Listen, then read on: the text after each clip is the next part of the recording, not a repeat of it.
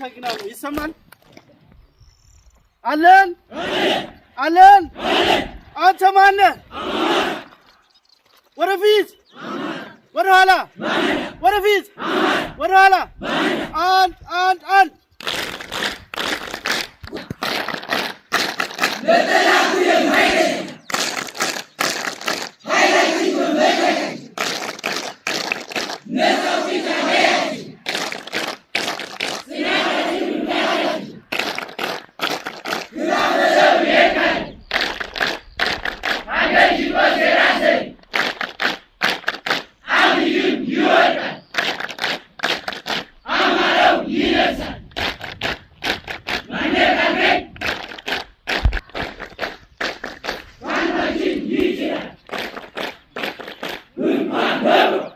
አመሰግናለሁ። ይችላል 74ኛ ይችላል። ከኃይለ ቃላችሁ ውስጥ ሁለት ነገር ወስዳለሁ። አብይም ይወድቃል የሚለውንና ኃይላችን መመኪያችን የሚለው መልእክቴ በእነዚህ ዙሪያ የሚያጠነጥን ነው የሚሆነው። ዓለም ለፍትህ ድምጾች ጆሮ የላትም እንድታውቁት። ዓለም ጆሮ የምትሰጠው ኃይል ለገነቡት ብቻ ነው።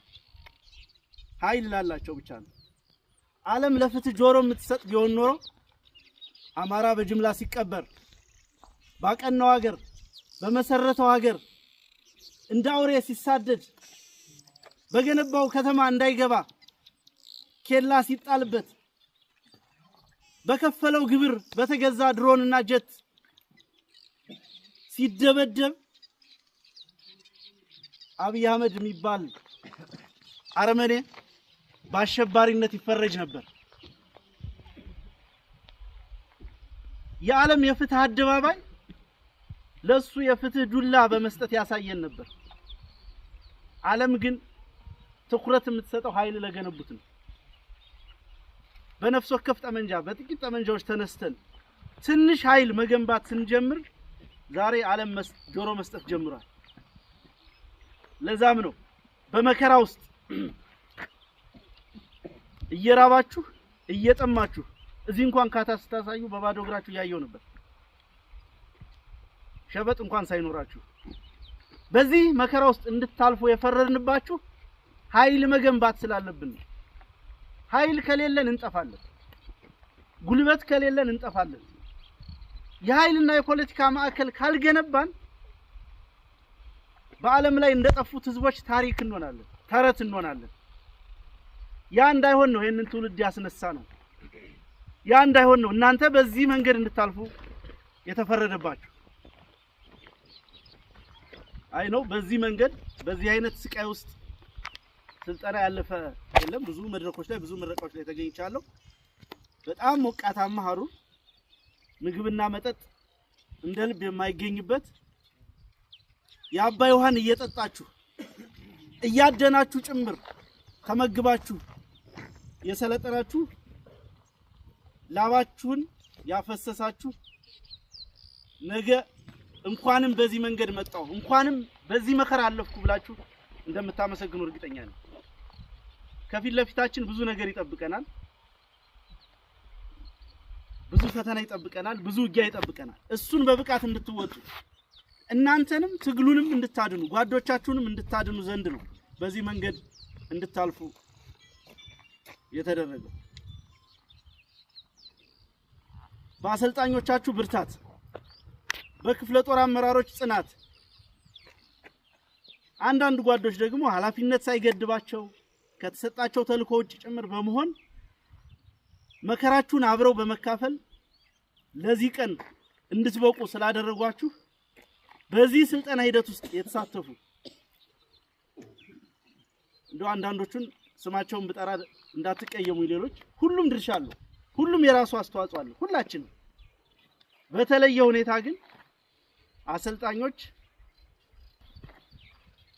ከዚች ቦታ ሳይነቃነቅ ለእናንተ የፖለቲካ ስልጠና በመስጠት ላደረገው አስተዋጽኦ ባት ምን ጎደለ ምን ተበላ ምን ተጠጣ ብሎ ከላይ እስከታች ሌት ተቀን በመድከም ሌሎችም ሁሉም በዙሪያ ጥበቃ በተለያየ መንገድ እዚህ አስተዋጽኦ ያደረጋችሁ ስማችሁን ያልጠሯችሁ ሁላችሁም ጓዶች ለነሱ አንድ ጊዜ ሞራል ስጡልኝ።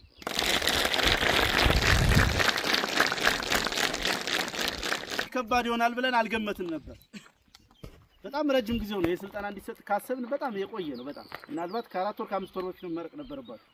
ግን ብዙ ጣውረዶች አሉ። ትግል ጠላት ጋር ከምታደርጉት ውጊያ ባሻገር የውስጥ ችግሮች በጣም ነው የሚፈትኑት። እነዛ የውስጥ ችግሮች የእናንተ ሂደትም በቀላሉ እንዳይቋጭ እንቅፋት ሆነውብናል። ያንን እንቅፋት አልፈን ጸንታችሁ እኔ ስንት ሰልጣኝ ነው የገባው ብዬ ስጠይቅ ሲነገረኝ ስመጣ ሳይ አልጠበቅኩም። በእርግጠኝነት ከገባው ውስጥ ከግማሽ በላይ የሚሆነው ተመልሶ ይወጣል ይከዳል ብዬ ነበር ማም። ትውልዱ ምን ያህል እየጸና ምን ያህል ሞራል እየተሸከመ ምን ያህል ዓላማ እየሰነቀ እንደመጣ እናንተ በቂ ማረጋገጫ ናችሁ። ይሄንን ሀሩር ይሄንን መከራ ይሄንን ስቃይ ተቋቁማችሁ ለዛሬ ቀን ስለበቃችሁ በድጋሚ እንኳን ደስ አላችሁ። ሞራል ስጡልኝ ለራሳችሁ።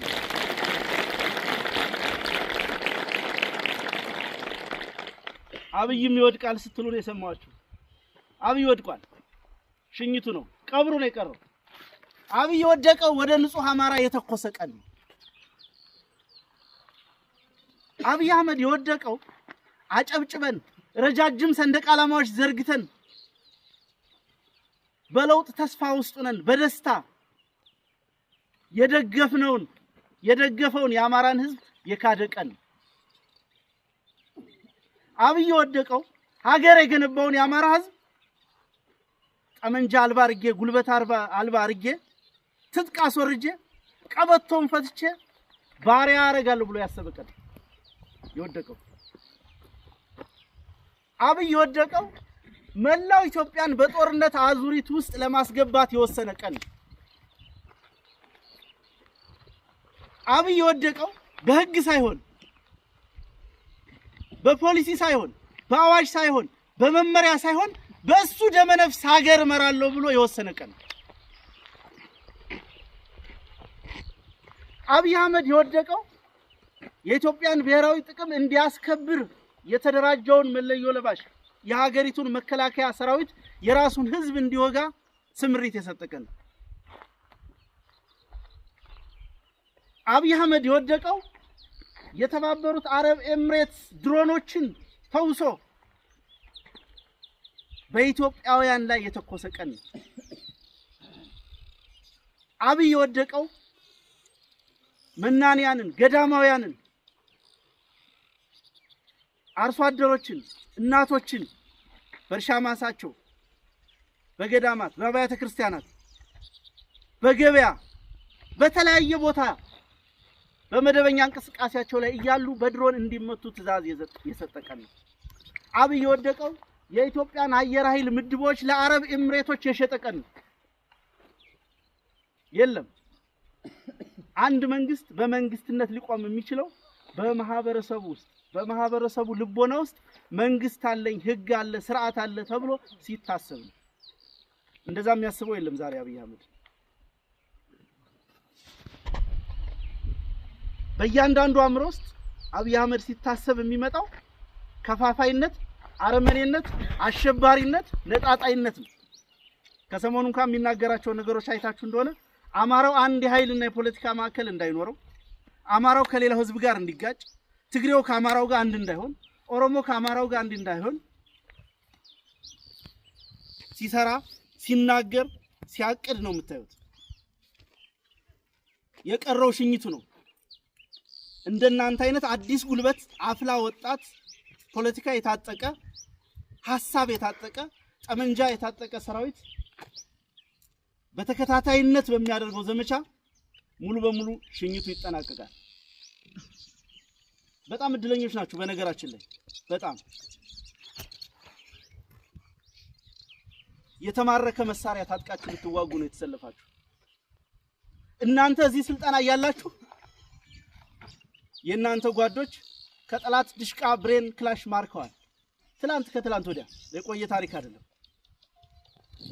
በዚህ አጋጣሚ ለ74ኛ ክፍለ ጦር አባይ ሸለቆ ሻለቃና ረንዛው ጎንቻ ሻለቃ ጓዶች ላደረጋችሁት ሁላችሁም በየድርሻችሁ አመራሮች ይሄንን ውጊያ በማቀድ በተለያየ መንገድ የተሳተፋችሁ በሁሉም ቦታ ይሄን ላደረጋችሁ ጓዶች እጅግ በጣም ክብር ያለኝ መሆኑን መግለጽ ፈልጋለሁ።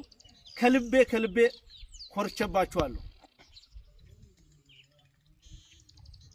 ሰኞ ገበያና አካባቢውን በጠላት ሬሳ ላነባበሩት ጓዶቻችሁ አንድ ጊዜ ሞራል ስጡልኝ። እንደ ቀበሮ በማሳደድ በየገባበት ጉድጓድ በመቅበር የታጠቀውን ጠመንጃ በመቀበል ሎጂስቲኩን በመቀበል እናንተን ሊያስታጥቁ መስዋዕትነት ሊከፍሉ ቆርጠው የተነሱ ተነስተውም የተሳካላቸው የአባይ ሸለቆና የአረንዛው ጎንቻ ልጆችን በድጋሚ ሞራል ስጡልኝ።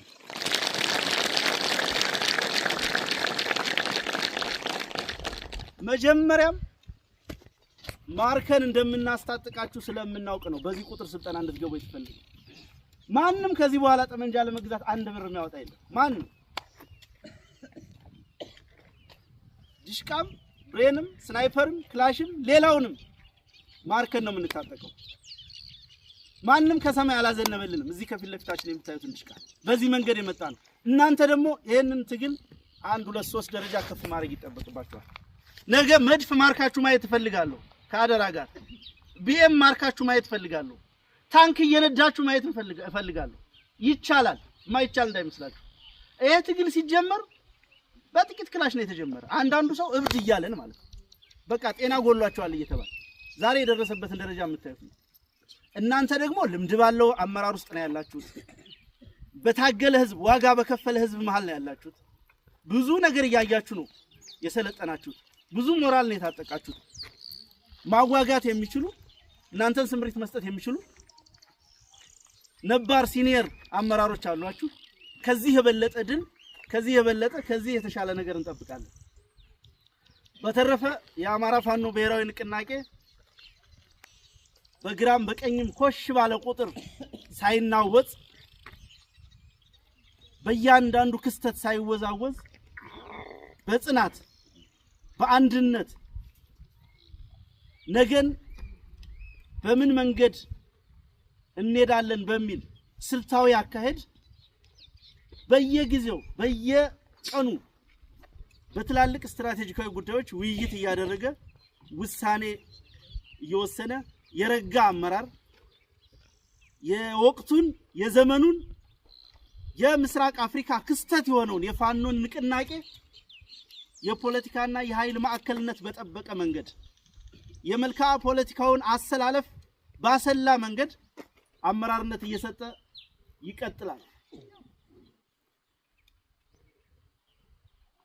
በአልጎሪዝሙ ምክንያት በተለያየ መንገድ በፌስቡክ በቲክቶክ በተለያየ ሶሻል ሚዲያ የመከፋፈል ስራ አንዳችሁ ከአንዳችሁ እንዳትግባቡ የማድረግ አመራሮች ላይ ጥርጣሬ የመፍጠር ያለመታከት ዘመቻ ይደረጋል። በዛ ዘመቻ ሳትናወጹ መሪዎቻችሁ ብቻ የሚሏችሁን በመስማት በማዳመጥ በመተግበር በረጋ መንገድ ትግላችሁን እንድትቀጥሉ አደራ ማለት ፈልጋለሁ። ታስቦበት ይሁን ሳይታሰብበት አላቅም። ዛሬ ሐምሌ 27 ነው። ቅድም ነው ጓዶች ሲናገሩ የሰማሁት። ሐምሌ 27 ማለት የአማራ ክልል በወታደራዊ አገዛዝ ስር እንዲወድቅ ውሳኔ የተሰጠበት ቀን ነው። የአማራ ህዝብ ላይ በራሱ በሀገር መከላከያ ሰራዊት ይፋዊ ጦርነት በህዝብ ላይ የተጀመረበት ቀን ነው። በዚህ ቀን ነው የተመረቃችሁት። ወደፊት በሌላ ፕሮግራም በሌላ መድረክ የምናስበው ይሆናል። ዛሬ ግን ኃይል በመገንባት አዳዲስ የፋኖ ሰልጣኞችን በመመረቅ ነው ቀኑን አስበነው ይዋል ሴሌብሬት የምናደርገው የመጨረሻው ድላችንን ስለሆነ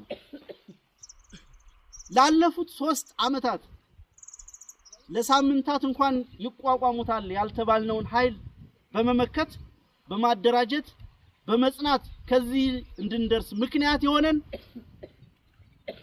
ጽናታችን እናንተ ቅድም በመፈክራችሁ እንደተናገራችሁት አንድነታችን ህልማችን በመከራ መሃል መጽናት አሁን ካለው ኃይል መማር ትችላላችሁ። ብዙ ፈተናዎች ይገጥሟችኋል። ብዙ ነገሮች እንደምትጠብቁት ላይሆን ይችላል። በዛ መሃል መጽናትና አላማን ማሳካት የግዴታ ነው የሚሆነው። ከዓመታት በኋላም ቢሆን ብቻችንን ይሄንን ግዙፍ ኃይል ተዋግተን ለረጅም ጊዜ ሰርቫይቭ ካደረግን በኋላም ቢሆን አሁን ላይ ጦርነቱን ሌሎች ኃይሎችም የመቀላቀል አዝማሚያ እያሳዩ ነው። በቅርብ ቀን አዳዲስ ግንባሮች ሊከፈቱ ይችላሉ።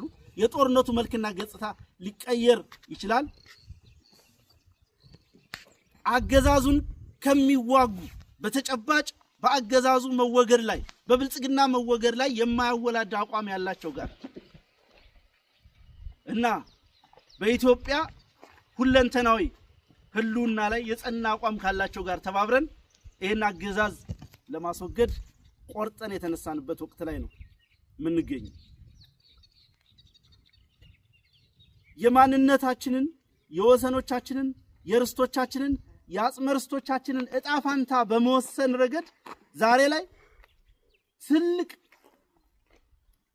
ወደ ግራም ወደ ቀኝም ማድረግ ማበላሸትም ማጽናትም ማቅናትም የመቻል እድል የተፈጠረለት አብይ አህመድ መንበረ መንግስቱን ስለያዘ ነው።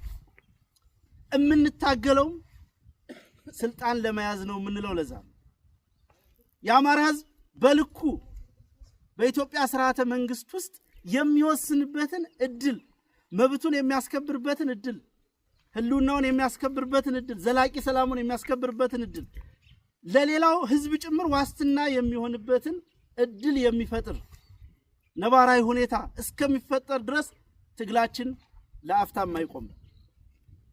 እዚህ ዙሪያችን የከበበውን መከላከያ ሰራዊት በመግደል በማስወገድ ብቻ አይደለም የኛ ትግል የሚቆመው።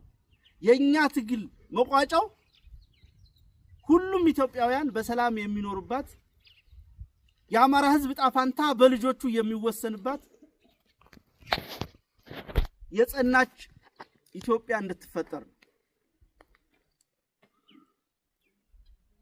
ያ ይሆን ዘንድ የአማራ ህዝብ በአማራ ብሔርተኝነት እንቅስቃሴ ያሉትን ብሔራዊ ንቃቶችና ሀብቶች አማራው እንደ አማራ በመሆኑ ያሉትን ንቃቶች እና ሌሎቹን ስነልቦናዊ ሀብቶችን ተጠቅሞ ትልቅ ሞቢላይዜሽን መፍጠር ተችሏል። ይሄን ሞቢላይዜሽን የተሻለ ነገር የተሻለ ዲፕሎማሲ ጉልበት የተሻለ ፖለቲካ ጉልበት የተሻለ ወታደራዊ ኃይል አድርገን እናሸንፈዋለን። ፈጽሞ እንዳትጠራጠሩ። እንደምናሸንፈው እርግጠኛ የምትሆኑት ላለፉት 3 ዓመታት አብይ አህመድ ያልተጠቀመው መሳሪያ አይነት የለም፣ ያልተጠቀመው የፕሮፓጋንዳ አይነት የለም፣ ያላገኘው ዓለም አቀፍ ድጋፍ የለም። እሱም ብቻ አይደለም፣ ደጋፊ አዳዲስ ኢምፔሪያሊስቶችን እምሬቶችና ሌሎችን ጭምር ነው የተዋጋ ነው። ማንም በዓለም ላይ ከህዝብ ጋር ገጥሞ ያሸነፈ አገዛዝ የለም ማንም። እኛም እናሸንፋለን። እናሸንፍ ዘንድ ግን ድላችን ይፈጥን ዘንድ ግን ቅንነት ይፈልጋል። ከእያንዳንዳችን ወንድማማችነት ይፈልጋል፣ መጽናት ይፈልጋል። ከመነቋቆር የጎሪጥ ከመታየት ከኃላፊነት ሽኩቻ ወጥተን ሙሉ ጉልበታችንን ጥላት ላይ ብቻ ማሳረፍ ይገባናል። በዚህ ረገድ ከኛና ከሌላው ከነባሩ ኃይል ትልቅ ትምህርት መውሰድ አለባችሁና ብዙ ፈተናዎች ይጠብቋችኋል። እንዳነሳውት ከፊት ለፊት እነዛን ሁሉ ፈተናዎች በጽናት እንደምታልፉ እርግጠኛ ነኝ። በድጋሚ እንኳን ለዚህ ቀን በቃችሁ፣ እንኳን ደስ አላችሁ። አመሰግናለሁ። ሞራል